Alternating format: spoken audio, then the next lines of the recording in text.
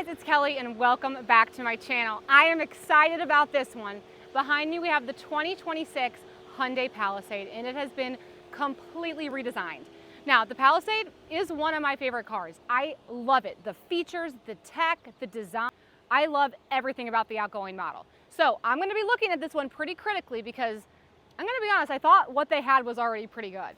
If this is your first time joining me, hey, I'm Kelly and I'm the car mom. I review cars for moms and for families. I'm a mom of 4 and I'm a certified child passenger safety tech. Let's get started.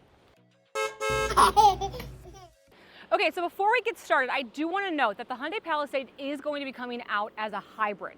We don't have the hybrids yet, but I really think that's going to be a game changer for the midsize market. It's going to get over 30 miles per gallon, allegedly, and it's still going to have over 300 horsepower, which will be very unique for this segment. If we start looking at this front end grille, I actually think it looks sharp. I think Hyundai's done a really good job though of kind of dabbling in this more futuristic looking grille.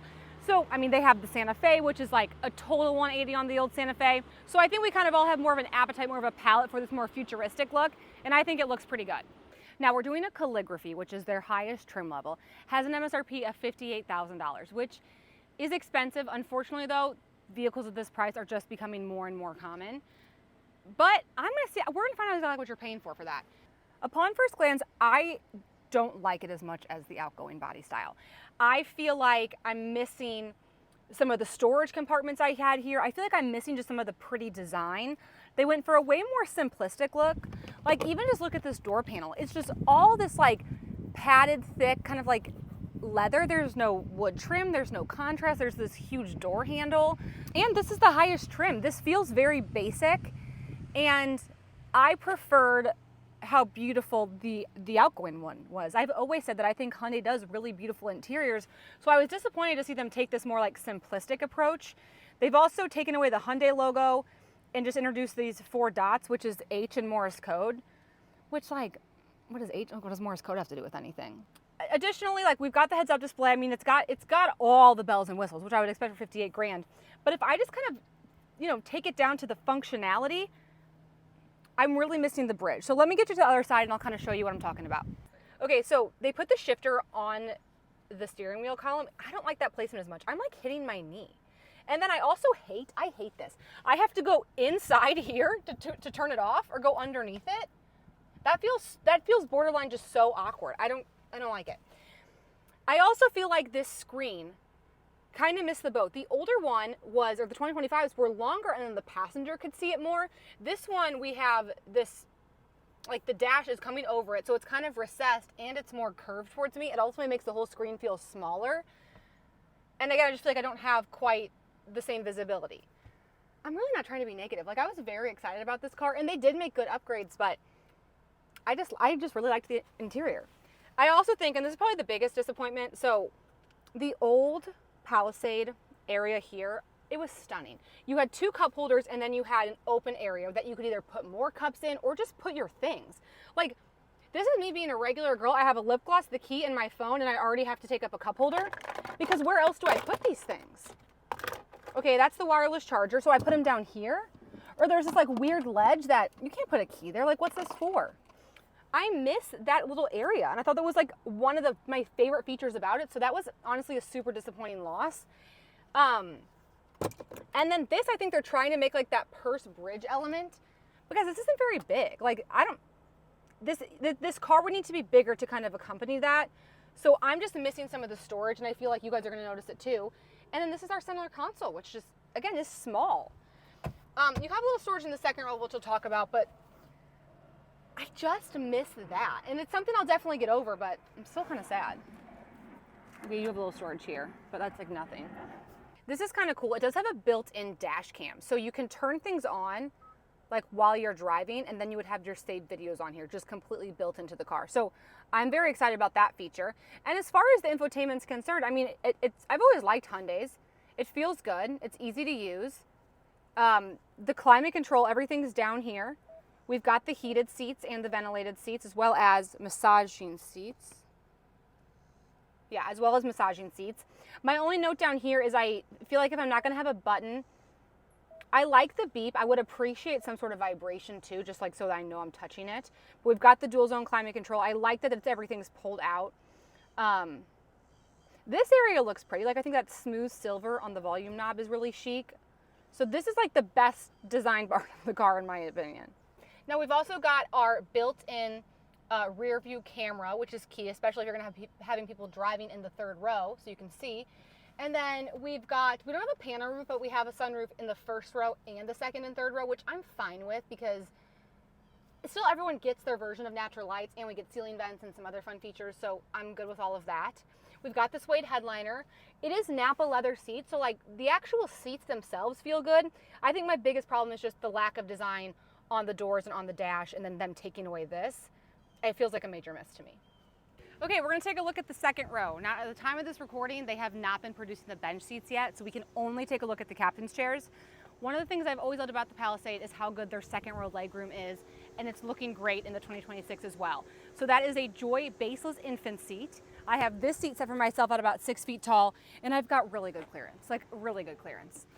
But let's take this thing out. I want to show you the lower anchors in this car. I'm impressed with how nice and exposed they are. Don't have to go through a bunch of different padding, so that's awesome. Hyundai also, while we're talking about the hardware, drastically improved what they did, and that I will applaud them for. So we now have 4 sets of lower anchors in this car. Previously we only had 3, and now we have 5 tether anchors. Previously we only had 4. So it's definitely gotten more versatile in terms of the car seat setup. They've also added a car seat tilt.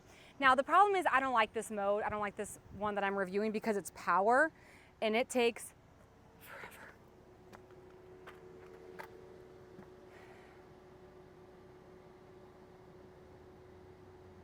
Okay, so what is the car seat tilt? If you don't know, it allows you to still access the third row while you have a car seat in place.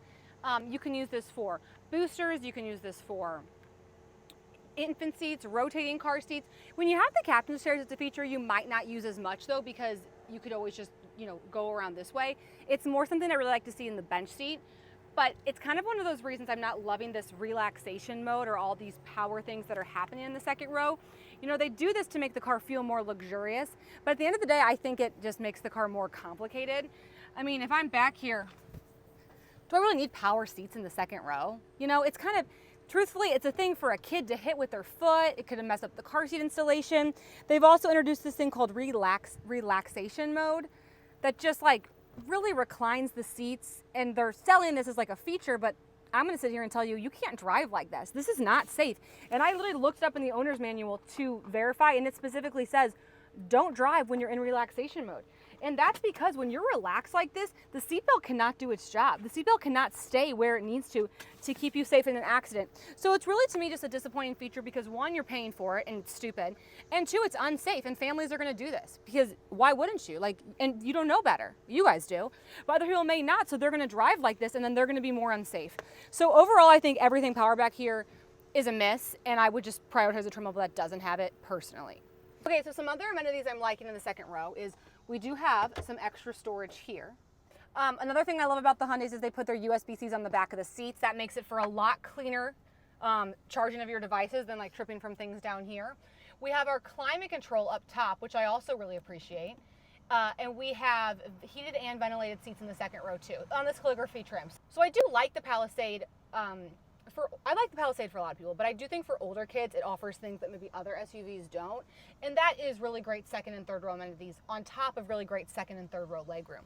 I'm 6 feet tall. I'm super comfortable back here, okay?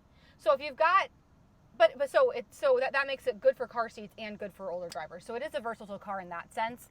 It's got the ceiling vents, which are great for ventilation, the built-in sunshades, and then we have door cup holders and phone slots back here as well. So all in all, I'm happy with the second row outside of the relaxation modes and all the power. And I wish we could get the bench in higher trim levels because I already know that's going to be a problem. But I also haven't seen the bench to verify it's even any good. The current Hyundai Palisades, you can't even do 3 across with the bench because of the seatbelt overlap, so skip the bench. But let's get to the third row because I actually am probably most excited about these changes. Okay, so here I am in the third row of the Hyundai Palisade, and there's a lot to break down here. So the most exciting part to me is that they added a lower anchor in this. They added lower anchors and a tether anchor in this seating position. Previously, it was only behind the driver and one in the middle seat. The problem with this middle seat, it's only big enough for an American Girl doll.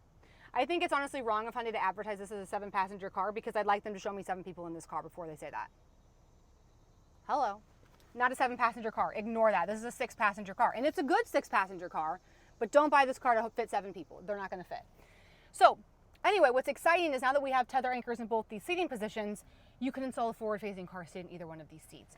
We also have the latch added to the side as well, which is great for forward-facing car seats and booster seats with latch. That's a really big trend we're seeing. People are opting for booster seats that latch into the seat, not because they're safer, but because then they stay in place better. And when someone's not in the seat, then it actually is safer because then it doesn't become a projectile in the event of a collision. Some other things I was liking back here, of course, we have our ceiling vents, which are great. We've got our own charging, heated seats in the 3rd row. That's what I'm saying. For older kids, for older passengers, the 2nd and 3rd rows don't feel like you're a 2nd-class citizen. You still have those nice luxury features. You can recline these seats, but be careful, because we already gave you the lesson about why you shouldn't overly recline a seat. But this is an interesting feature. You can actually move this back to give you a little bit more legroom. Now that's gonna cut into your trunk space, but I actually appreciate that versatility. And it's not a ton, just a couple of inches. I mean, who would ever go up this much? Okay. It's rare to have a 3rd row on tracks. The 2nd row of this vehicle is also on tracks, so you really can do a lot of like give and take to accommodate different heights of people in these different rows. So I do think that's a really good feature. Another feature I was really excited about is this. This is a pedestrian warning sign that will tell you if a car is here. So if you're street parking and trying to get out, you can tell if there's a car coming. I think that's actually a really, really good feature, and I'm hoping other manufacturers adopt that. Okay, so here we go. Now we've made it to the trunk. My 3 beautiful tether anchors, and look at this, guys. They wrote out top tether. It's in contrast lighting. I mean, they did a really good job on these tether anchors back here. We've also got a little bit of extra space here. Not as good as what it used to be though, which is interesting because the old ones, there was nothing here and you had more space. So I'm not loving that, to be honest with you. You can move these up from the trunk, which is a feature I was hoping to have. Let's see how far these go up. Yeah, see, I really like that because that gives you, what, another 6 inches of trunk space. And if you don't have someone riding in the 3rd row, it gives you a bigger trunk without sacrificing the safety of having to lay the 3rd row down. So I do think that's a good feature. All right, guys, that's going to wrap up this quick tour of the 2026 Hyundai Palisade. Overall, it's still gonna be one of my most recommended cars for families because you just can't beat the safety, the space, and the convenience features. I do wish they would have kept the older infotainment system and kept some of those beautiful design elements on the outgoing one, but I'm impressed enough with the car seat upgrades that I still do think it's a really good car.